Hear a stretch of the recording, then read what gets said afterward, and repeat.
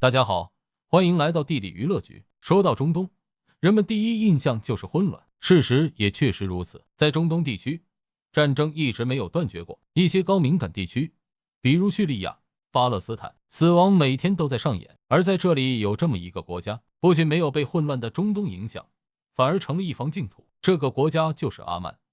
他为什么能做到这种地步呢？有人说是阿曼所处的位置不重要，所以存在感不强，那可就大错特错了。阿曼全称为阿曼苏丹国，位于阿拉伯半岛，西边是沙特阿拉伯，北边是阿联酋，西南是也门。阿曼的南方和东方就是著名的阿拉伯海，国土面积30.9万平方公里，人口400万。有人肯定要说，阿曼肯定很贫穷，所以在国际上没什么话语权，那就错得更加离谱了。阿曼扼守着被称为世界咽喉的霍尔木兹海峡，全世界1/3的石油都从这里运输出去，所以阿曼的地理位置特别重要。而且阿曼的石油储量也很惊人，人均 GDP 位居世界前列。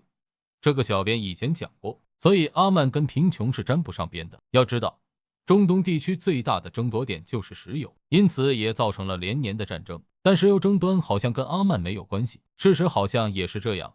纵观现在国际社会，阿曼的几个邻居都比他名气要大很多，沙特阿拉伯、阿联酋、也门，哪个不是无人不知、无人不晓？尽管这些国家本质上并不愿意这样，但是利益的纠缠让他们很难独善其身。可问题来了，阿曼又是怎么做到的呢？这还要从阿曼的历史说起。阿曼是阿拉伯半岛上历史最古老的国家之一，早在公元前2000年，这里就是著名的造船中心了。凭借其地理优势，海上贸易搞得风生水起，但也因此遭到他人的觊觎。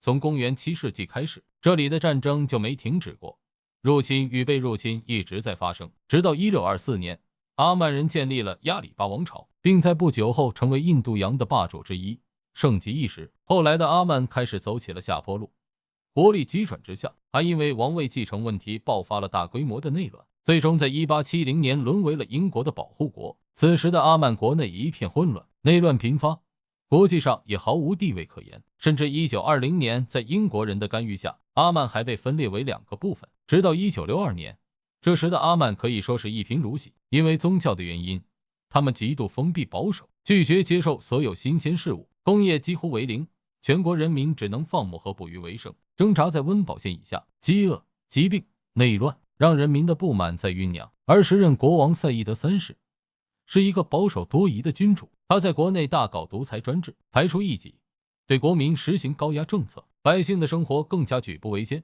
于是叛乱发生了，赛义德3世连忙派兵镇压，但是被他清洗过的军队战力低下，武器落后，人心不齐，很快被叛军打得节节败退。尽管得到了英国的帮助，但赛义德依然溃不成军。这个时候，英国人开始慌了，因为阿曼的位置太过重要，这里不能出现什么问题。于是他们找到了一个人，卡布斯。卡布斯是赛义德3世的唯一儿子，跟他父亲不同的是，卡布斯在18岁时就前往英国留学，并在英国军队中服役。多年的现代化教育让他发生了改变，他决心改变那个贫穷、落后、封建的阿曼。可是由于政见不合，他从英国回来后一直被父亲软禁。在英国的支持下，卡布斯发动的政变逼迫父亲退位，顺利当成了阿曼的王。上台后的卡布斯立马进行大刀阔斧的改革，首先赦免曾经反对父亲的人，改革军队，将分裂的领土合并，对拒不投降的叛军采取强硬的铁血措施，制定国家发展规划。改革后的阿曼军队面貌焕然一新，一改颓势，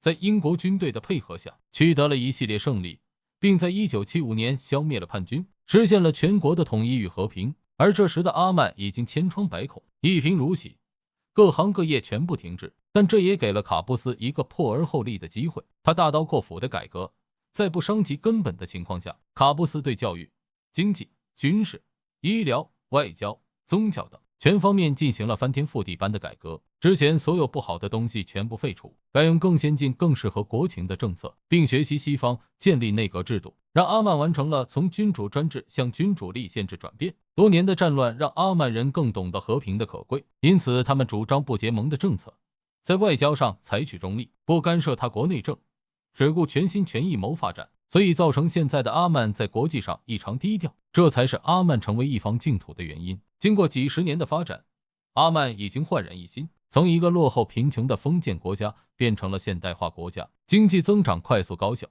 已经步入了发达国家的行列。纵观全世界，很少有国家能做到这样。阿曼无疑是改革中的典范，印证了那句老话：不破不立。你是怎么看待阿曼的呢？知识分享既要有趣，也要有用。感谢大家来到地理娱乐局。